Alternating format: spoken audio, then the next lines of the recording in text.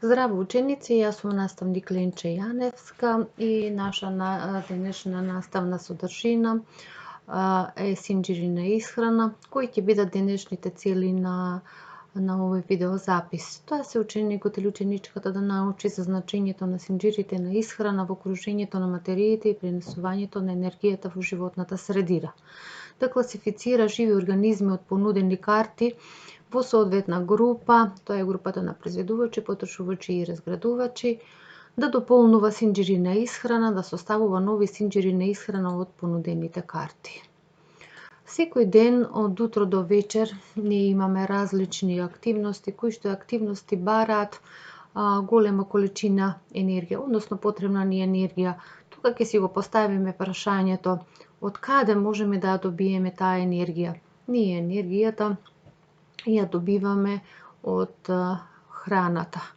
Значи, овде можете да го видите овој видеозапис на различни активности за кои што на децата им е потребна енергија.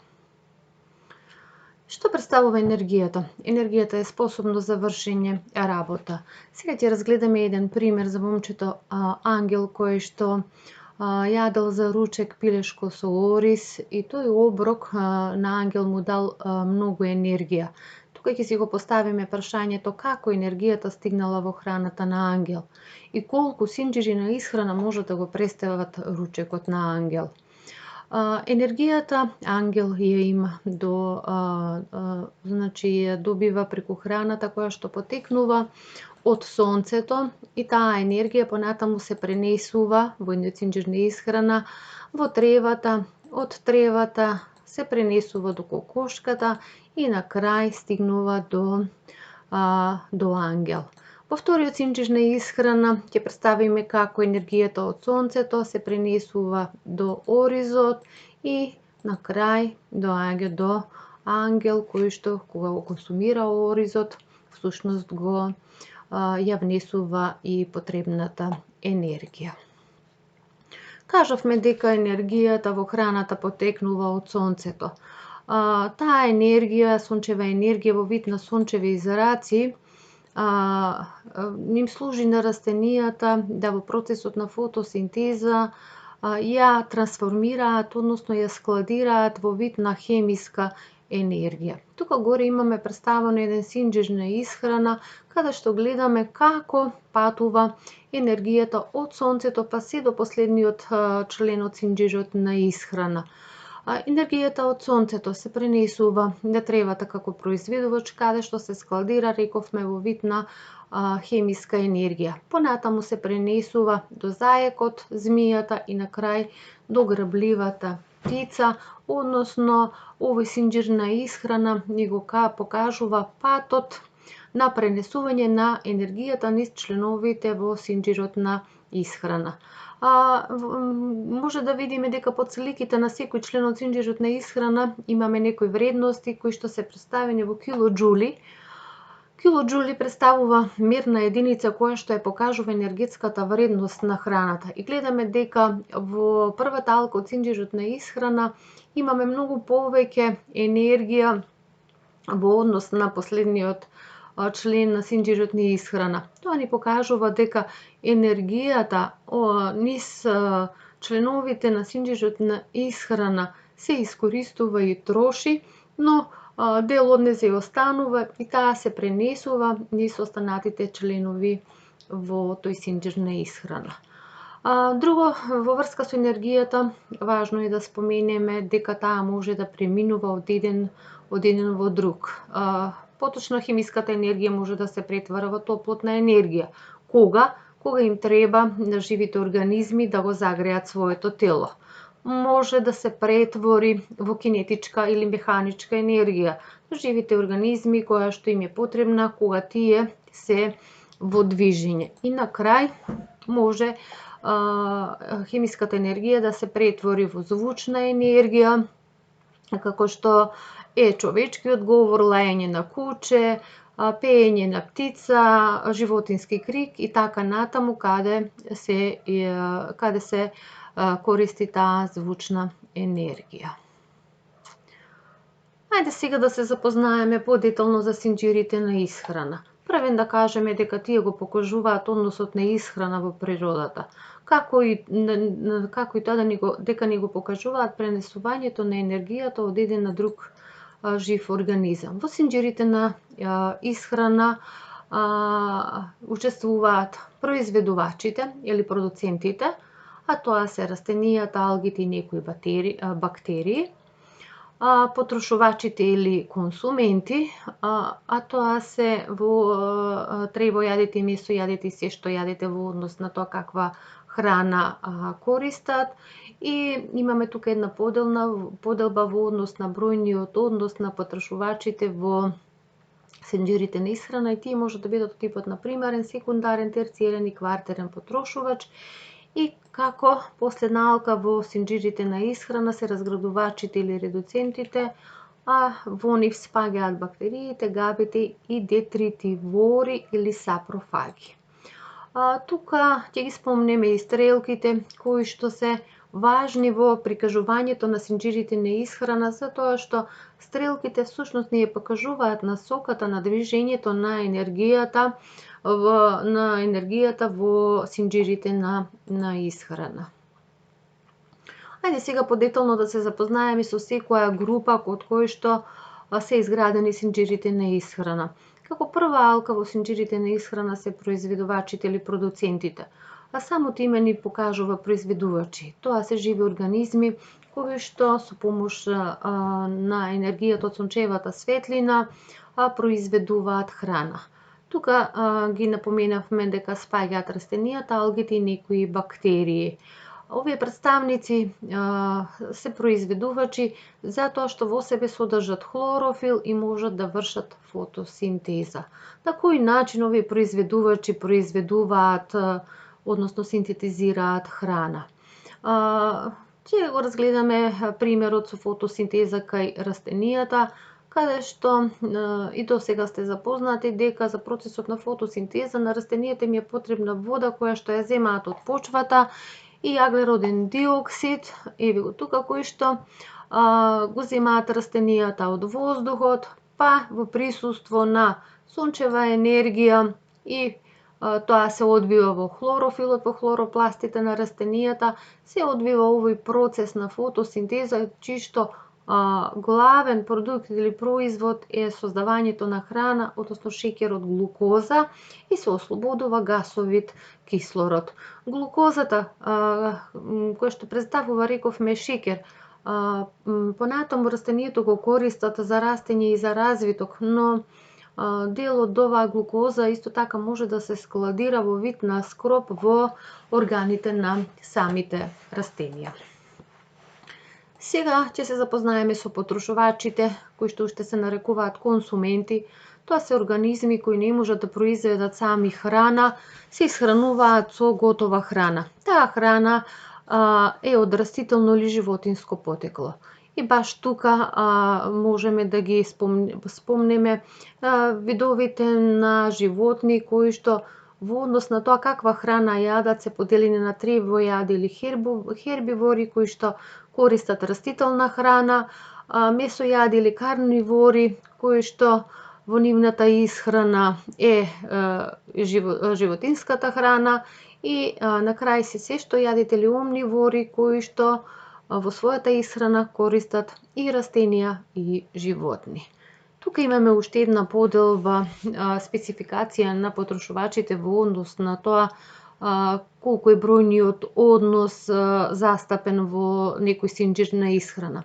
Овде имаме еден синџир на исхрана представен од неколку потрошувачи, а прв во синџирите на исхрана како прва алка од потрошувачите е тука инсектот и затоа е наречен примарен потрошувач. Малата птица е потрошувач од втор ред или секундарен потрошувач. Змијата која што се храни со малата птица е потрошувач од трет ред или терциерен потрошувач, и на крај синџирот на исхрана завршува со грабливата птица која се храни со змијата и е четврт потрошувач или така наречен уште квартерен потрошувач. И на крај спомнавме дека последна алка во синџирот на исхрана се разградувачите или редуценти. Тоа се организми кои што вршат разградување на органска храна. И тоа на организми кои се хранат со изумрени организми, а тоа се растенија и животни. Тука се габите и бактериите. И имаме разградувачи или организми кои се хранат со органски материи кои се во распаѓање. Значи, тоа се делови од храна или детритус и затоа тие се наречени разложувачи или сапрофаги. Тука имаме уште една поделба на овие детритивори кои што може да бидат копнени. Тука се дождовните црви, мувите, копнените ракчиња и полжавите. И имаме морски детритивори кои што се среќаваат во морските води. Тоа се морските ѕвезди, морска краставица и така натаму. Откако се запознавме со групите кои што ги сочинуваат синџирите на исхрана, да го кажеме и значењето на овие синџири на исхрана во самата животна средина. Како прво да кажеме дека секој организам представува важна алка во секој синџир на исхрана. И синџирите на исхрана секогаш ни покажуваат како организмите во еден екосистем се зависни едни од други, односно кој кому представува извор на храна. Во оваа ситуација гледаме дека тревата како произведувач представува извор на храна на инсектот. Тој пак представува храна на полскиот глушец, а полскиот глушец е храна на змијата, а на крај од синџирот на исхрана е грабливата птица која што се исхранува со змијата. Тука е важно да напоменеме дека синџирите на исхрана исто така учествуваат и во окружењето на материите во животната средина. Гледате во овој синџир на исхрана се представени и разградувачите, односно габите. Разградувачите, спомнавме и предходно, односно тука габите, вршат разградување на изумрените живи организми од синџирите на исхрана и при тоа разградување тие ги разградуваат до ситни молекули, кои што тие ситни молекули после разградувачите ги користат за добивање на енергија. Но при тоа разградување на мртвите тела од растенијата и животните се ослободуваат и други нутритиенти или минерални материи кои што паѓаат во почвата.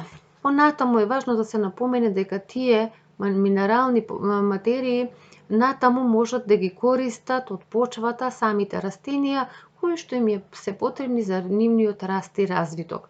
Значи, од овој пример ние го гледаме тоа кружење на материите од произведувачите до разградувачите кои што на крај со нивната функција материите се враќаат во почвата и до повторно искористување од страна на самите произведувачи.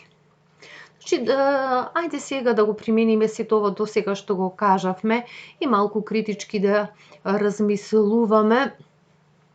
Имаме еден комплет од карти и секоја карта представува едно живо суштество што произведува или јаде храна. Значи, таа карта ќе представува потрошувач и може да биде примарен, секундарен, терцијален, квартерен потрошувач, може да представува произведувач или разградувач. А тука ќе ги искористиме и стрелките кога треба да направиме синџири на исхрана.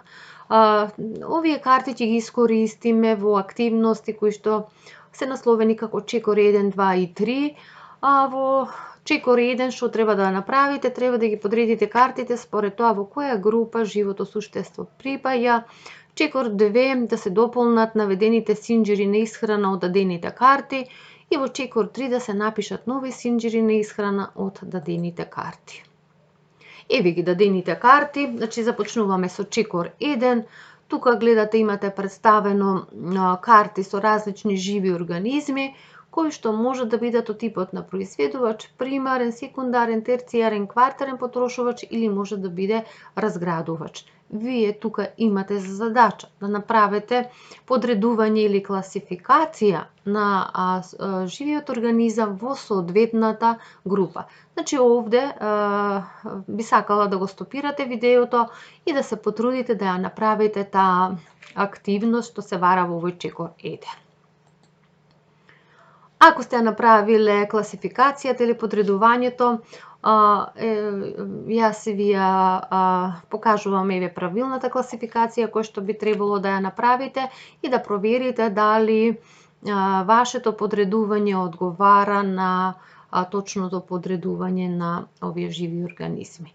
Значи, гледаме дека во групата на произведувачи треба да ги подредите тревата, растението, пченицата. Во примарен потрошувач се тревојадните животни, значи срна, скакулец, зајак, инсекти, гасеница. Во секундарен потрошувач се жабата, гуштерот, кокошката, плоскиот гушец и малата птица. Во терцијарен потрошувач и во групата на квартерен потрошувач гледате се, значи лисицата, јастребот, птицата грабливка, змијата, волкот и рисот. Тука сакам да ви напоменам дека овие се сместени во овие две групи. И можете веднаш да приметите дека сите тие се месојадни животни, но карактеристично е за нив дека тие можат и да бидат на местото од секундарен потрошувач, значи не мора да бидат терцијарен или квартерен потрошувач. Тоа зависи во однос на тоа од колку члена е составен синџирот на исхрана. И во последната група требаше да ги подредите разградувачите или разложувачите, а од понудените карти тоа се габите. Значи, одиме сега на чекор 2. Што треба тука да направите? Треба да извршите пополнување на синџирите на исхрана. Во вториот синџир на исхрана гледате се пополнети сите членови од синџирот на исхрана, се представени, значи имаме пченица, кокошка, јастреб. Ова ви е дадено за пример, значи вие останатите тука синџири на исхрана треба да ги пополните и да бидат комплетни синџирите на исхрана, но тоа пак да биде од тие понудени карти што ги имате од тие живи организми. И како чекор 3, значи треба да составите нови синџири на исхрана кои што тука ги нема, а пак да биде применување на тие карти што ги имате во овие активности до сега што ги користевте. Ајде сега да направиме еден осврт на каква би била исхраната на живите организми во биосферата. Исхраната во биосферата на живите организми може да биде автотрофна или хетеротрофна. Автотрофна исхрана е таа исхрана во која што живите организми сами си создаваат храна, а во оваа група се произведувачите или продуцентите, а спомнавме дека тоа се алгите и растенијата. Додека во организми кои што имаат хетеротрофна исхрана или тоа е исхрана каде што групите на организми користат готова храна, тука се потрошувачите или консументите. Значи пак се тука гледате животните од типот на тревојади, месојади и се што јаде, односно живите организми, како и разградувачите или редуцентите. Значи исто и тие користат готова храна, а тие рековме се габите и бактериите. И сега овде би сакала да имаме една завршна активност. Гледате тука има слика на која што е представено како змија јаде јајце од птица, а пред тоа птицата јадела инсект. Која е ваша задача? Ваша задача е да одредите кој полеќе го даде точниот синџир на исхрана од понудените два, што ќе покаже како енергијата од сонцето се пренесува до змијата кога таа го јаде јајцето. Значи овде повторно стопирате го видеото и пробајте да го пронајдете точниот правилен редослед на синџирот на исхрана која што ќе прикаже оваа слика. Ајде, значи сега да ви помогнам и да ви го дадам точниот одговор. Тоа е вториот синџир на исхрана, каде што прва алка е тревата, потоа инсектот.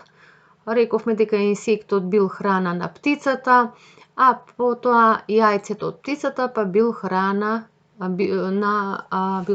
на змијата.